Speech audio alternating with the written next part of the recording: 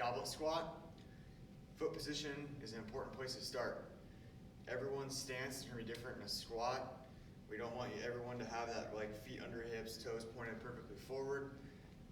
You're going to have to play with your position. You know you found the right position when you can actually squat to depth, or you can squat through your available range of motion, and you have less like stress sensations into your knees and hips. A lot of people are going to benefit from a heel lift too. So if you don't have a shoe that's designed with a little bit of a heel lift, you can simply grab some 5-pound or 2.5-pound change plates to prop under your heels, and that's just going to give you some range of motion so you can squat to depth.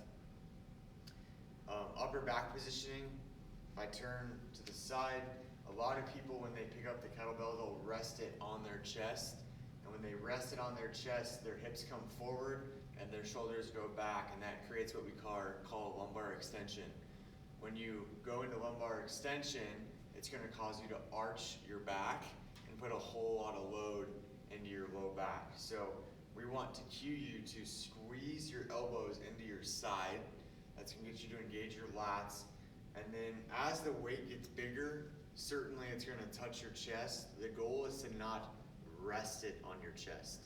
So you need to use your upper extremities to create tension to allow you to move into the squat pattern. Range of motion or depth, again, you don't have to go through this giant range of motion. We want you to do the range of motion that you can without having a rounded spine or without doing any sort of aberrant loading patterns where you're shifting or twisting, etc. So using the mirror is your best friend. So a couple examples, I'll give you a forward and sideways. So again, pressure forward on the front half of my foot, so a little bit more weight into my big toe, pinky toe. I'm going to squeeze my elbows into my side, and then from here, I just have to unlock my knees, descent to the bottom, come back up.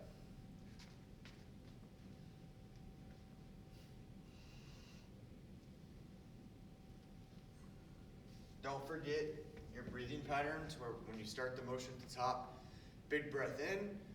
That's going to create expansion into your ribs and stability into your spine. Go to the bottom position, blow your air out on the way back up.